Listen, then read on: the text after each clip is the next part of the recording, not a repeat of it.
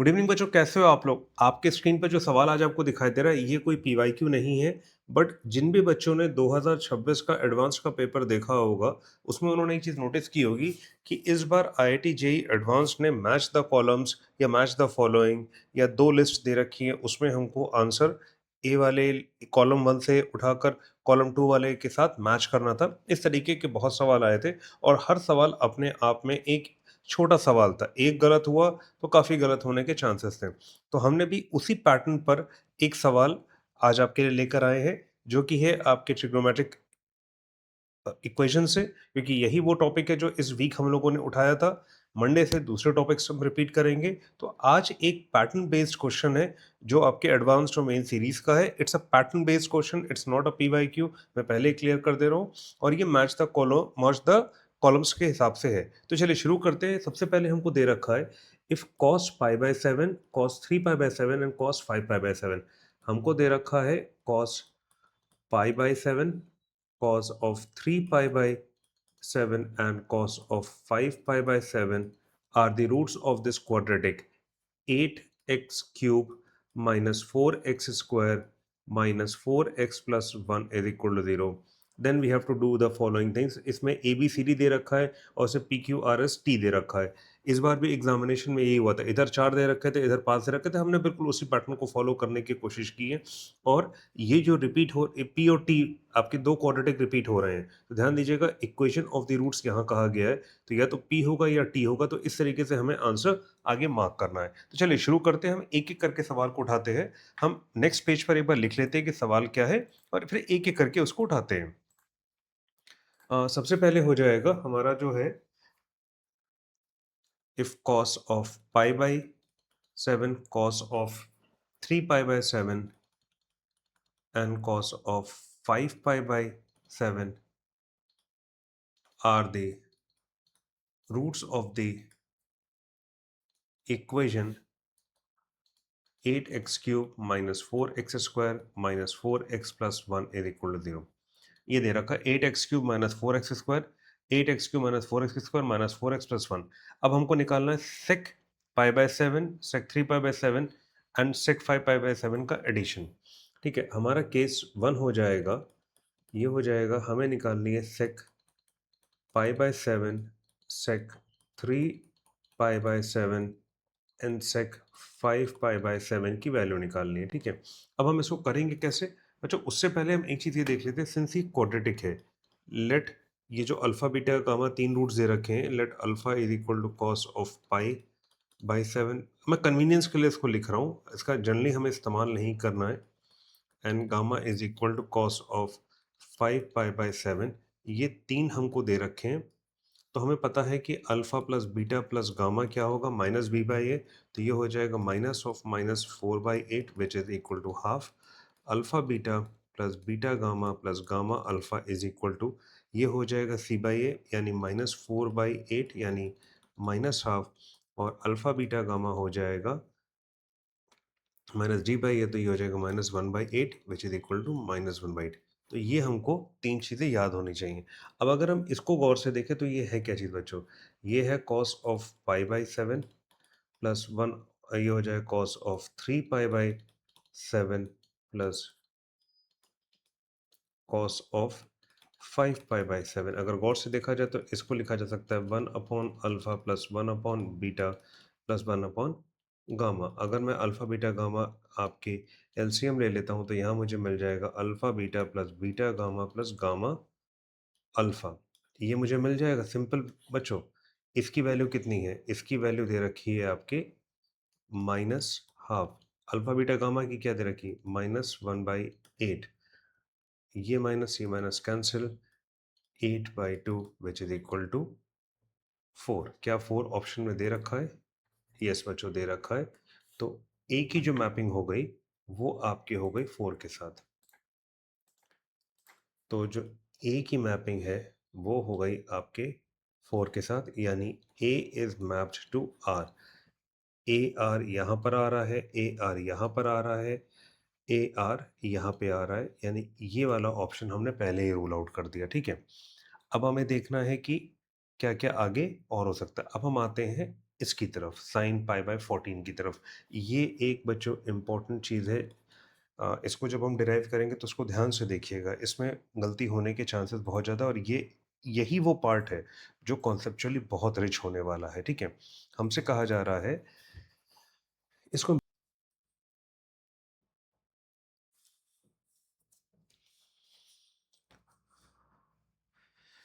देखिए यहाँ पर ये लिखा हुआ है sine pi by 14, sine 3 pi by 14 and sine 5 pi by 14।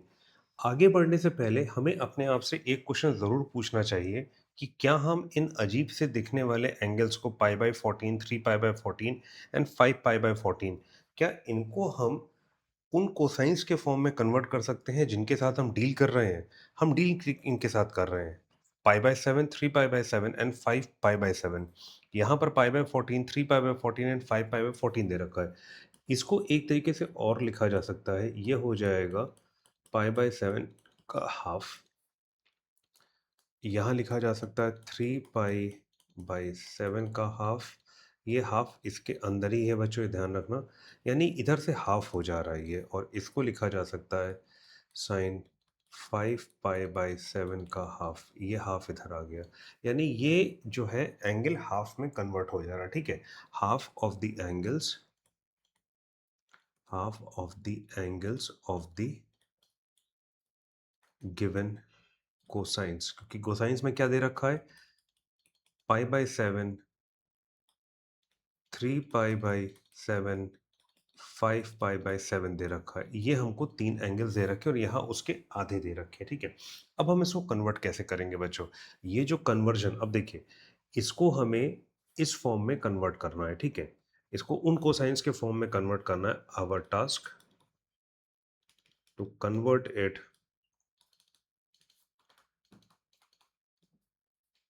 into those cosines which we know of, यानी इनके साथ, ठीक है? अब क्या करेंगे?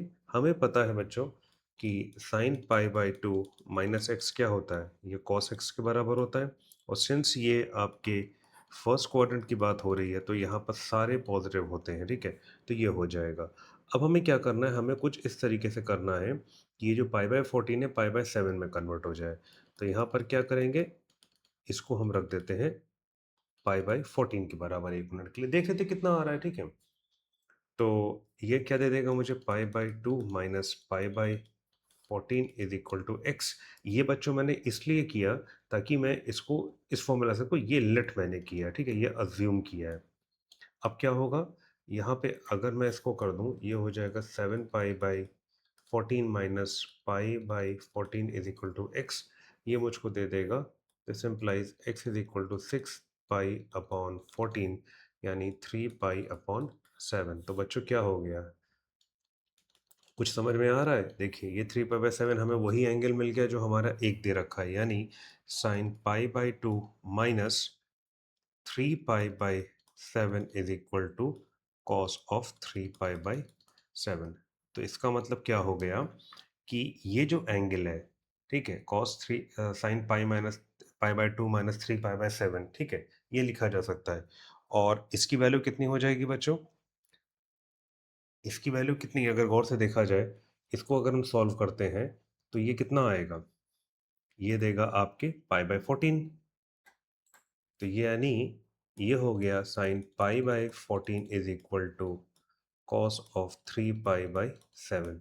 यही हमारी ब्यूटी है बच्चों, ब्यूटी ऑफ मैथमेटिक्स की। साइन पाई बाय 14 को हमने कॉस 3 पाई बाय 7 के फॉर्म में लिख लिया।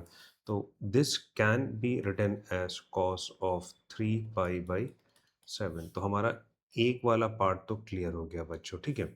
अब हम देखते हैं बाकी दोनों, ये दोनों किस में कन्वर्ट होते हैं। अब मैं आता हूँ 3 पाई बाय, 3 पाई से पहले मैं 5 पाई पे आता हूँ, वो थोड़ा सा आसान है, ठीक है?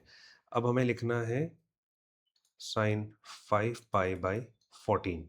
इसको मैं लिखता हूँ साइन से पाई बाय 2 माइनस एक्स, और हमको लाना है किसके बराबर है? इसे लाना है हमें कॉस ऑफ, किसके बराबर? किसी कॉस के लाना है बराबर, ठीक है, जो हमारा नोन एंगल है। तो इसको क्या करेंगे? हम लेकर आते हैं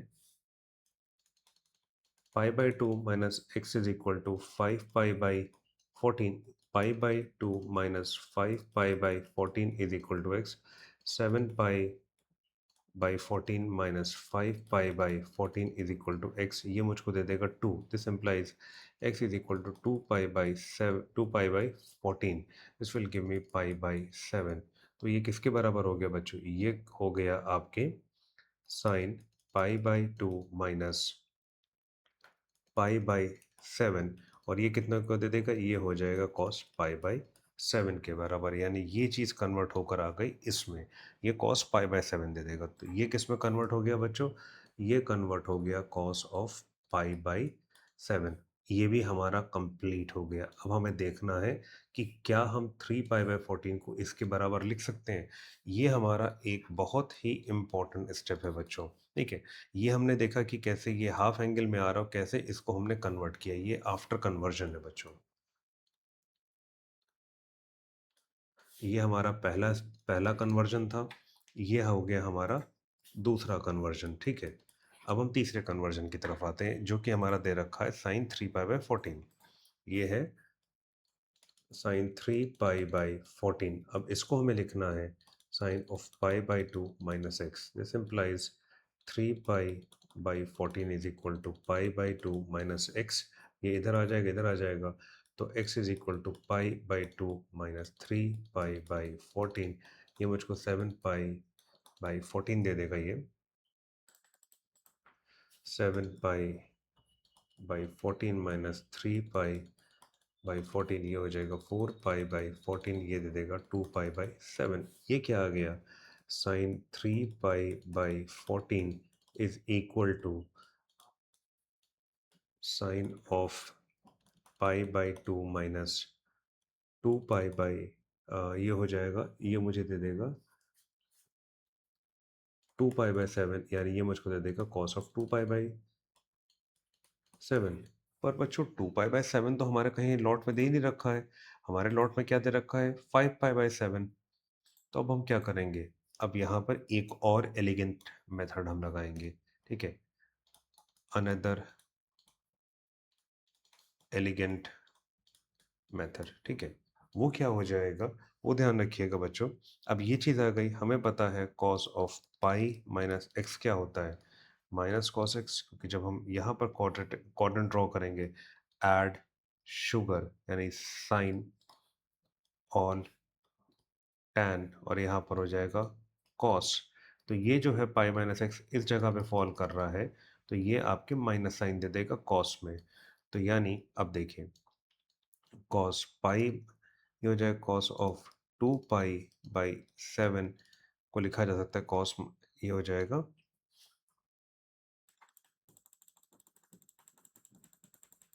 अब मैं लेता हूँ आपके cos of pi minus 2 pi by 7, ये मुझको दे देगा कॉस ऑफ, इधर जाकर 5 पाई बाई 7, ठीक है। तो यानी कॉस 2 पाई बाई 7 को लिखा जा सकता है, कॉस 2 पाई बाई 7 को यहाँ लिखा जा सकता है विद माइनस साइन के साथ, ये तो ये चीज़ आ सकती है, ठीक है। तो कॉस 2 पाई बाई 7 को हम क्या लिख सकते हैं बच्चों? With a minus sine cos 5 pi by 7, तो इसको लिखा जा सकता है minus of cos 5 pi by 7। तो यानी हमने इसकी मैपिंग क्या कर ली? इसकी मैपिंग हमने कर ली cos of with a minus of cos 5 pi by 7। बच्चों यही हमारी एक मिस्टेक लेने का पार्ट है कि यहाँ पर माइनस आ रहा है, यहाँ पे प्लस आ रहा है, और यहाँ पे भी प्लस आ रहा है, ठीक है। तो जब हम इसको लेकर चलेंगे, ठीक है, तो ये मुझे क्या दे देगा? ये मुझको दे देगा sine pi by 14 sine 3 pi by 14 sine 5 pi by 14 is equal to minus of cos pi by 7 cos of 3 pi by 7 cos of 5 pi by 7, यानी minus alpha beta and gamma, ठीक है। यही तो चीज़ें दे रखी हैं, देखिए यही तो रूट्स है आपके। तो अल्फ़ा बीटा गामा की वैल्यू क्या है? 1/-1/8, ये देखिए यहाँ पर -1/8 दे रखा है ना बच्चों। तो ये क्या दे देगा आपको? ये दे देगा माइनस ऑफ -1/8 विच इज़ 1/8। तो यानी इसकी वैल्यू कितनी आ गई बच्चों? 1/8। तो अब हम इसको एक बार फिर से मार्क कर देते हैं यहाँ चल के पेज नंबर 1 पे। इसकी वैल्यू आ गई 1/8। तो ये मैच हो गया इससे। यानी b की मैपिंग हो गई s से, ठीक है। तो b की मैपिंग s से, इसकी मैपिंग s से, ठीक है। और b की मैपिंग q से, ये भी खत्म हो गया। अब हमारे पास दो प्रोबेबल बच रहे हैं, a और b, ठीक है। अब हम क्या करते हैं, अब हम अगला निकालते हैं, ठीक है। We have to find the equation with the roots इतना, ठीक है। चलिए, ये भी एक इम्पॉर्टेंट पार्ट है बच्चों, इसको भी हम इतनी जल्दी इग्नोर नहीं कर सकते हैं, ठीक है। अब हम आते हैं अपने, we have to find the equation having roots as tan square pi by 7 comma tan square 3 pi by 7 tan square 5 pi by 7, ठीक है बच्चों। ये हमको वो इक्वेशन चाहिए जिसके रूट्स आपके ये दे रखे हो। अब इसको किया कैसे जाए, ठीक है। हमारे पास क्या है, let x is equal to cos theta, ठीक है। ये हमने ले लिया। और ये जो चीज़ है, कॉस और टैन में क्या रिलेशन है बच्चों? देखिए, हमारे पास जो फ़ेमिलियर चीज़ है, जो फ़ेमिलियर टेरिटरी है, उसमें कॉस आ रहा है हमारे पास, ठीक है? Cos pi by 7, cos 3 pi by 7 and cos 5 by 7, this is our familiar territory. और हमको दे रखा है tan square pi by 7, tan square 5, 3 pi by 7 and tan square 5 pi by 7। तो इस फ़ेमिलियर अनफ़ेमिलियर टेरिटरी से फ़ेमिलियर टेरिटरी के बीच में कोई चीज़ है जो जोड़ रही है? हाँ, एक चीज़ है बच्चों। अगर हम गौर से देखें, tan square theta plus 1 is equal to sec square theta होता है। यानी tan square theta plus 1 is equal to 1 upon cos square theta, यानी cos square theta is equal to 1 upon 1 plus tan square theta. यानी यहाँ पर क्या हो जाएगा, ये हो जाएगा एक्स स्क्वायर 1 अपॉन 1 प्लस, इसको एक मिनट के लिए y मान लेते, ठीक है। Let tan square theta is equal to y, ठीक है। तो ये y हो गया। तो हमको क्या मिल गया, therefore x square is equal to 1 upon 1 plus y, where x is equal to cos theta and y is equal to tan square theta. ये आगे अब हम इसको पुट करने जा रहे हैं अपने मेन इक्वेशन में। हमारा मेन इक्वेशन क्या दे रखा है बच्चों, हमारा मेन इक्वेशन है 8x cube minus 4x square minus 4x plus 1 is equal.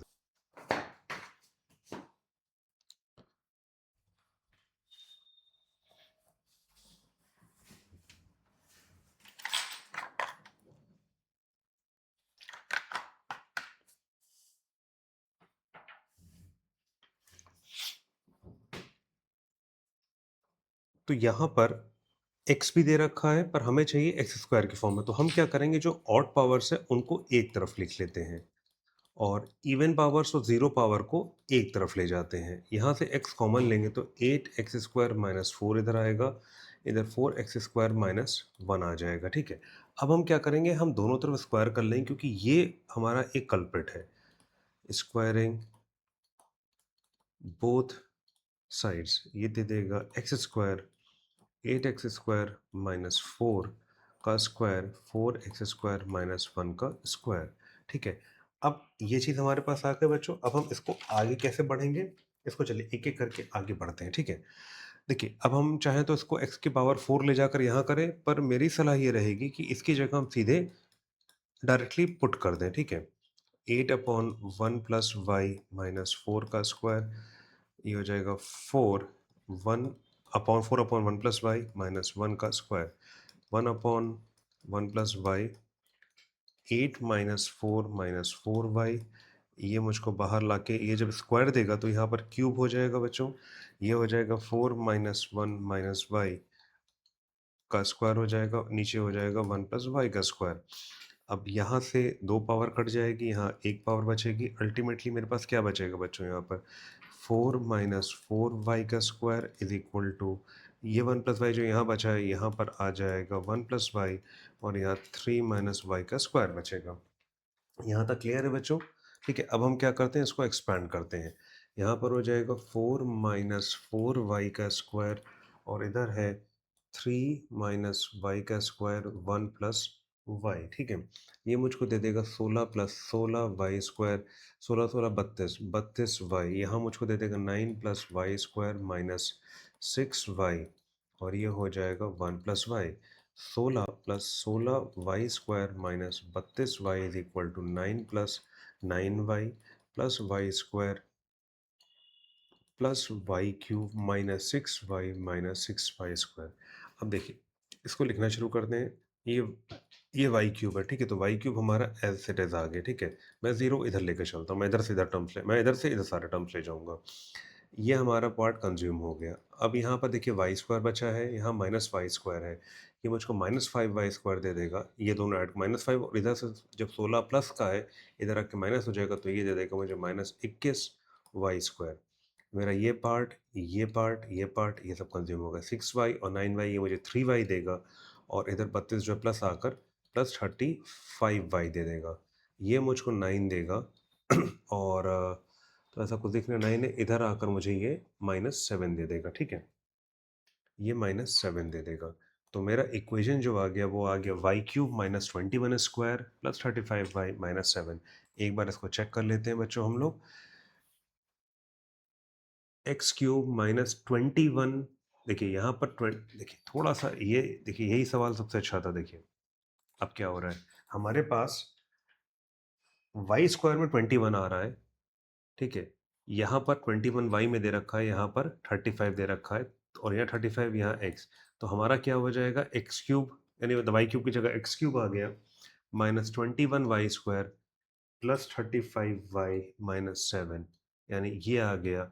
ये पार्ट इससे रिलेट हो गया, यानी C is related to P, यानी C is related to P। Answer हमारा ये आ जाएगा, ये भी नहीं आएगा, पर हम D is equal to Q solve करते हैं फॉर आवर बेनिफिट, ठीक है।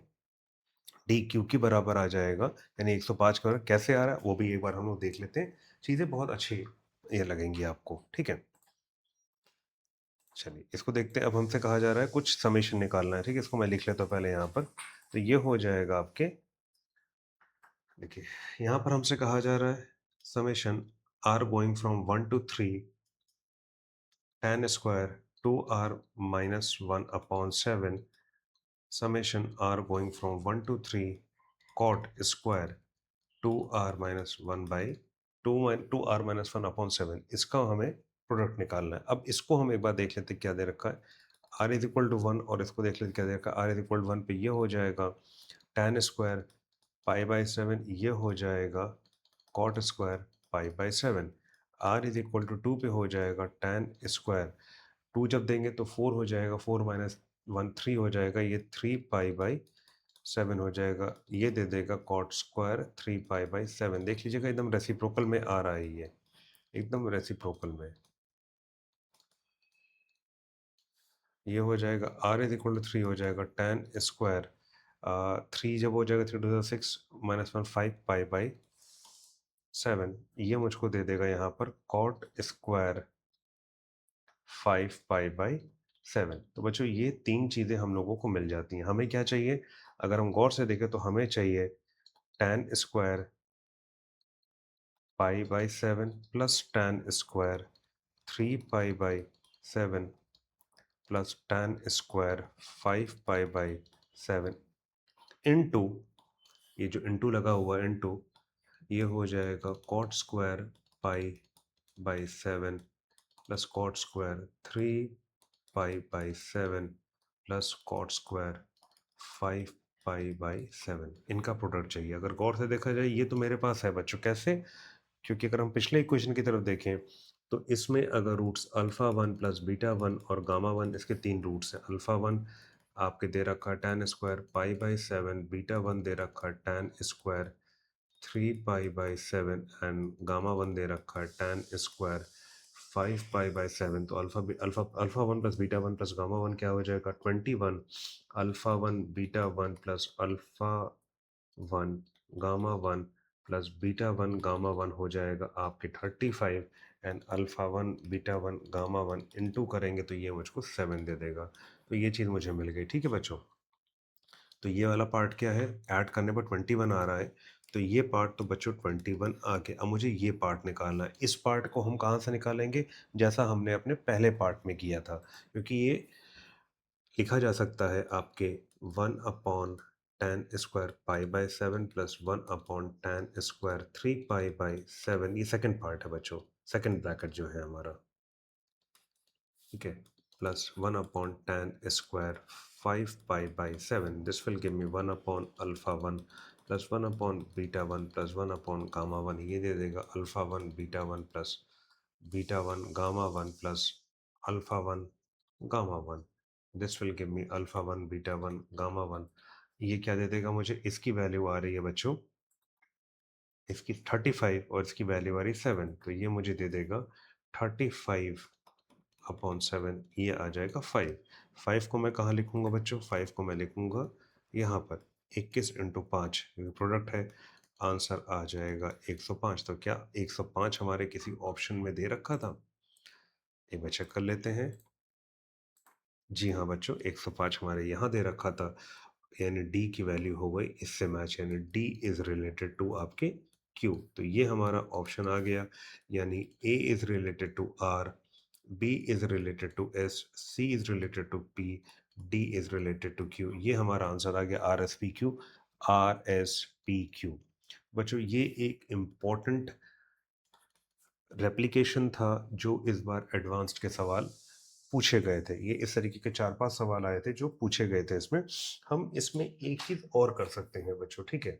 अगर मान लीजिए आपका सवाल थोड़ा सा डिफरेंट आता, इस फॉर्म में नहीं आता, सवाल आता किसी और फॉर्म में, ठीक है? Let me first write the question and then I will ask you कि कैसे उसको करना है। आप ही से पूछूंगा मैं, ठीक है? Find the cubic equation having roots cos π/7, cos 3π/7, cos 5π/7। अब अच्छा देखो, हम आते हैं अपने पहले सवाल की तरफ। हमारा जो मेन सवाल दे रखा, तो कॉम्प्रिहेंशन यहाँ से शुरू हुआ था। देखिए यहाँ पर हमको क्या दे रखा था? हमको दे रखा था cos π/7, cos 3π/7 and cos 5π/7 are the roots of this equation. अब मैं कह रहा हूँ मुझे ये तीन चीज़ें दे रखी हैं। I have got these, I have these, और मुझे चाहिए क्या? I need to obtain this, ठीक है? ये कैसे मिलेगा मुझे इससे? इससे इसकी जर्नी में कैसे करूँगा? ये मेरा आप लोगों से सवाल है, ठीक है? 1 मिनट आप लोग खुद सोचिए कैसे इसको किया जा सकता है, क्योंकि इसके पीछे की जो मैथमेटिक्स है, वो जब मैं इसको सॉल्व कर रहा था क्लास के लिए, लेक्चर प्रिपेयर कर रहा था, तो मुझे लगा कि ये अपने आप में एक स्टैंड अलोन क्वेश्चन है। अलग से क्वेश्चन लेकर आने के बजाय मैंने कहा क्लास भले ही थोड़ी सी लंबी हो जाएगी, बट जैसा कि हम लोग कहते हैं कि जो हमारे कॉन्सेप्ट्स हैं वो शार्पन होने चाहिए, रेजर एज शार्पनेस होनी चाहिए हमारे कॉन्सेप्ट में। हम देखते मन समझ में आ जाए कि हमें शुरू कैसे करना है।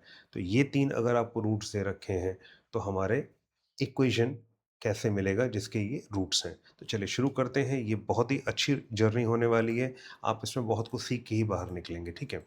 चलिए शुरू करते हैं। सवाल यहाँ पे दी एंड हो गया था, अब आगे बढ़ते हैं, ठीक है? अब इसमें क्या करना है हमें?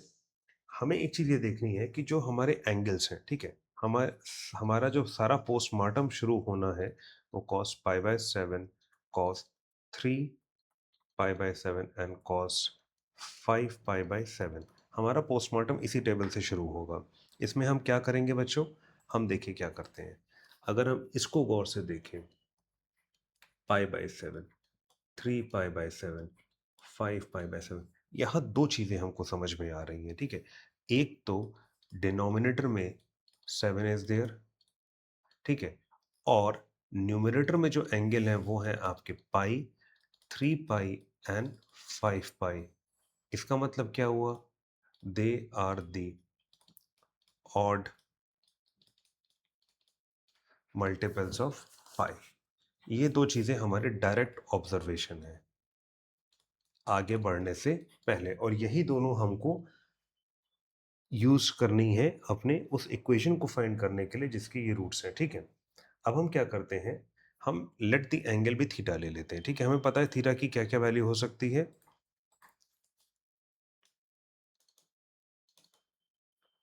let the angle be theta, where theta can be pi by 7, 3 pi by 7 and 5 pi by 7, ठीक है। तो therefore 7 theta can be pi और 3 pi और 5 pi, ठीक है। ये और में लगा हुआ है, ठीक है। therefore 7 theta can be written as 2k plus 1 pi, ठीक है, where k is a whole number, ठीक है।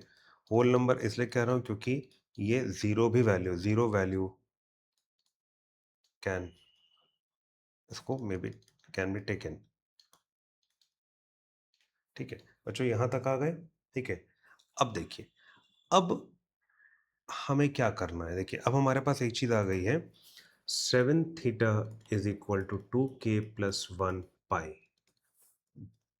अब देखिए, अब एक बहुत ही एलिगेंट स्टेप हम करने जा रहे हैं, ठीक है, जो हमारे इस क्वेश्चन को चेंज कर देगा। हमारा जो हमारे रूट्स हैं वो दे रखे हैं cos π/7, cos 3π/7 एंड cos 5π/7। अगर हम इसको 1 मिनट के लिए θ1, θ2, θ3 भी मान लें तो मुझे रूट्स मिल जाएंगे cos of θ1, cos of θ2 and cos of θ3। मतलब यहाँ पर जो पावर आ रही है हमारी cos की, वो क्या आ रही है, सिंगल पावर आ रही है, ठीक है। और हमारे पास ये जो 7 है, ये कोइंसिडेंटली हमारे पास नहीं आया है, ठीक है। इसके अंदर कॉस सिंगल पावर में या डबल एंगल फॉर्म में, सिंगल एंगल के फॉर्म में छुपा हुआ है। कैसे? अब देखिए, मैं इसको लिखता हूँ 4 theta plus 3 theta is equal to 2k+1 pi, ठीक है। यानी 4 theta is equal to 2k+1 pi minus 3 theta, इस तरीके से लिख सकते हैं। अब देखिए, अगर मैं दोनों तरफ कॉस ले लेता हूँ, कॉस ऑफ कितना, तो इधर हो जाएगा cos of 2k+1 pi minus 3 theta, ठीक है। और मुझे पता है कि कॉस ऑफ 4 थीटा को मैं क्या लिख सकता हूँ, इसको लिख सकता हूँ 2 cos² 2 थीटा-1, और इस वाले को लिख सकता हूँ मैं 2,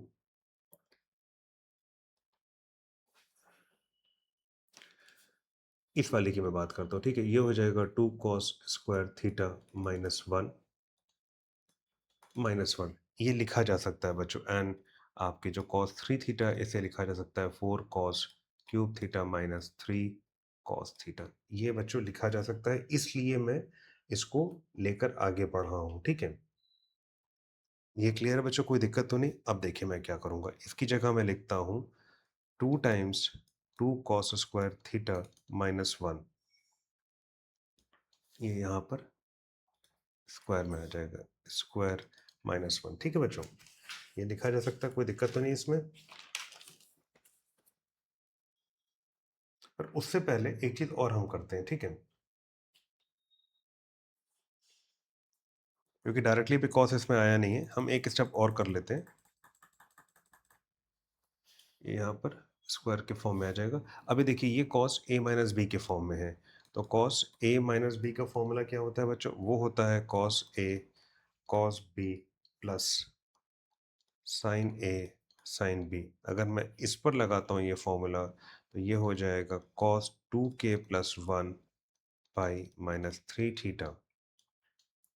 इसको लिखा जा सकता है cos of 2k+1 pi into cos 3 theta plus sign 2k+1 pi into sine 3 theta. अब देखिए बच्चों, ये जो होता है, कॉस की कोई भी ऑड वैल्यू लीजिए, पाई की, कॉस पाई की कोई भी ऑड वैल्यू लीजिए, ये मुझको -1 हमेशा देगा। ये हो गया कॉस 3 थीटा। और साइन पाई की कोई भी आप वैल्यू लीजिए तो मुझे वो 0 देगा, तो 0 into sine 3 theta, this will give me minus cos of 3 theta. तो इसका मतलब क्या आ गया, cos 4 theta is equal to minus of cos 3 theta, ठीक है। Therefore cos of 4 theta is equal to minus cos of 3 theta. This implies cos of 4 theta plus cos of 3 theta is equal to 0। ये हमको मिल गया। अब हम क्या करेंगे, इसकी जगह रखते हैं बच्चों 2 times cos² 2 theta plus 4 cos³ θ-3 cos theta. ये आ गया बच्चों, यहाँ तक कोई दिक्कत तो नहीं? अब हम क्या करेंगे, इसकी जगह मैं क्या लिख सकता हूँ, 2 cos² θ-1 का स्क्वायर हो गया -1 प्लस 4 cos³ माइनस 3 cos θ 0, ये हो जाएगा 2, ये दे देगा मुझे 4 cos⁴ cos θ की power 4 plus 1 minus 4 cos² plus यहाँ पर दे देगा मुझे -1 प्लस 4 cos³ माइनस 3 cos θ। ठीक है, ये मुझको क्या दे देगा, ये दे देगा मुझे 8 cos θ की power 4 -8 cos² plus 2 -1 plus 4 cos³ minus 3 cos θ is equal to 0। ये ऐसे ही आ जाएगा 8 cos θ की पावर 4, ये मुझको ऐसे ही दे देगा 8 cos² plus 4 cos³ minus 3 cos θ plus 1। ठीक है, अब बच्चों ये चीज़ ध्यान दीजिएगा, ये मुझको क्या मिल गया, ये मुझे मिला है, ठीक है, आपके वो इक्वेशन, ठीक है, जिसमें 4 रूट्स आ रहे हैं। ठीक है, इसमें एक तो रूट है cos π/7, क्योंकि थीटा की वैल्यू हम यही लेकर चले थे, cos of 3π/7 and cos of 5π/7। हम ये 3 वैल्यूज लेकर चल रहे थे, देखिए शुरुआत से यहाँ पर। ठीक है, ये वैल्यूज लेकर चले 7 थीटा, तभी हमने इससे मल्टीप्लाई किया। ठीक है, अब हम क्या करेंगे, हम इसमें अगर गौर से देखें तो let cos theta is equal to x for a while, तो ये हो जाएगा 8 की power 8 x to the power 4 plus 4x³ minus 8x² minus 3x plus 1 is equal to 0। यही आ रहा है, बच्चा कर लेते हैं। हाँ, यही आ रहा है, x4 8 x 4 की पावर x 4x³ आ जाएगा। ठीक है, इसमें एक चीज़ अगर हम और देखें तो x इज इक्वल टू -1 अगर रख के देखें तो ये दे देगा मुझे 8 -4 -8 प्लस 3 प्लस 1, तो ये 8 और ये 8 कैंसिल, ये और ये cancel, 0। Therefore x plus 1 is a factor of this particular equation. अब इसको क्या लिखा जा सकता है बच्चों, इसको लिखा जा सकता है 8x³, तो ये मुझे दे देगा 8x³ प्लस 8x² 8x³ दे देगा। ठीक है, 8x की पावर 4 और 8x³ दे देगा, ये मुझे चाहिए, और यहाँ मुझे 4 चाहिए, तो मैं क्या करूँगा, -4x² लूँगा, तो ये दे देगा मुझे -4x², ये दोनों न्यूट्रलाइज 4x³ दे देगा, और ये मुझे दे देगा 4x², ये दोनों न्यूट्रलाइज होकर मुझे कितना दे देंगे, +4x³। अब मुझे चाहिए -8, तो ये मुझे -4x लूँगा, तो ये मुझे -4x² -4x दे देगा, और मुझे चाहिए यहाँ पर, ये तो माइनस आ गया, इसके बाद मुझे चाहिए -3x, तो मुझे +1 से करना पड़ेगा, +1 से करूँगा तो ये मुझे दे देगा x प्लस 1, ये ख़त्म हो गया, तो therefore x plus 1 and 8x³ minus 4x² minus 4x plus 1 is equal to 0। ये मैंने हटा दिया, मैंने खाली इसको लिया क्योंकि इसका मुझे रूट पता है, -1 है, इसके रूट्स क्या हैं आपके, cos π/7, cos of 3π/7 and cos of 5π/7।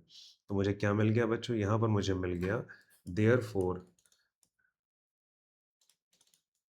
Equation is 8x³ minus 4x² plus 4x plus 1 is equal to 0। तो यही चीज़ हमको चाहिए थी बच्चों, ये बच्चा कर लेते हैं हम लोग इसको। ये देखिए, हमको अल्टीमेटली यही तो चाहिए था, 8x³ minus 4x² minus 4x plus 1। तो बच्चों ये जो थे, हमने कुछ सवाल इसमें देखे, मैच द कॉलम से शुरू किया, और मैच द कॉलम से शुरू करते हुए हम आगे बढ़ते हैं और अपने उस इक्वेशन को भी फाइंड कर लेते हैं जो हमारा स्टार्टिंग पॉइंट था। तो बच्चों यही ब्यूटी है मैथमेटिक्स की, और यही ब्यूटी आईआईटी बार बार आपसे पूछता रहता है। आईआईटी कोई एलियन कॉन्सेप्ट्स आपसे नहीं पूछ रहा है, वो सारी चीज़ें यहीं की पूछ रहा है। बस होता क्या है कि कई बार हम लोग उन कॉन्सेप्ट्स को उस तरीके से अप्रिशिएट नहीं कर पाते हैं जिस तरीके से आईआईटी ने हमसे पूछा है। हम डरे हुए होते हैं, हमारे कई बार कॉन्सेप्ट्स क्लियर नहीं होते हैं, या हमें कहीं न कहीं एक फ़ियर फैक्टर होता है कि क्या मैं कर सकता हूँ? मैं इतना सक्षम हूँ आईआईटी एडवांस देने के लिए या आईआईटी मेन देने के लिए? बच्चों ये सारे डाउट्स को आप 2 मिनट के लिए दरकिनार कर दो। आप यहाँ तक पहुँचे हो, मतलब आपके अंदर कुछ ना कुछ बात है, तभी आप पहुँचे हो। कैडबरी का वो ये ऐड याद रखिएगा, जो बहुत पहले आया करता था, कुछ खास है हम सभी में, और खास है इसी वजह से आज हम यहाँ पर हैं। नहीं तो आप इस जगह पे नहीं होते, अगर खास नहीं होता आप कुछ और कर रहे होते। आईआईटी की आप तैयारी कर रहे हैं, अपने ड्रीम आईआईटी जाना चाहते हैं, ड्रीम स्ट्रीम में जाना चाहते हैं, तो इससे बेहतरीन चीज़ और कुछ नहीं हो सकती कि आप तैयारी के लेवल तक आ चुके हो, to begin is half done, आप आधी जर्नी कर चुके हो। बस अब आधी जर्नी में आपको कांस्टेंट प्रैक्टिस, बार-बार प्रैक्टिस करनी है और ये प्रैक्टिस आपकी कभी भी रुकनी नहीं चाहिए। जितना प्रैक्टिस करोगे बच्चों, उतना ही आपके लिए फ़ायदा होगा, उतना ही एग्ज़ामिनेशन में आपको मदद मिलेगी सवाल सॉल्व करने में। एग्ज़ामिनेशन में सरप्राइज़ आपको नहीं होना है, क्वेश्चन पेपर को सरप्राइज़ होना चाहिए कि बाबा किससे पाला पड़ा है, कौन ये बंदा या बंदी आ गई है जिसका जो सारे सवाल जानते हैं। हमारी कोशिश यही है कि आप वो बंदा या बंदी बनो, वो बच्चा या बच्ची बनो, जो कि सारे पेपर में सारे सवाल फोड़ कर आओ, ठीक है? All the very best. जो भी समय बचा हुआ है उसको प्रॉपरली यूटिलाइज़ कीजिए, हम आपके साथ हैं। और भी जो ऑनलाइन एजुकेटर्स आपके साथ हैं, आपके सारे टीचर्स आपके साथ हैं, आपके इस सपने को पूरा करवाने के लिए। मिलते हैं आपसे नेक्स्ट क्लास में। Till then it's your professor signing off for now. Have a good day, bye bye, take care.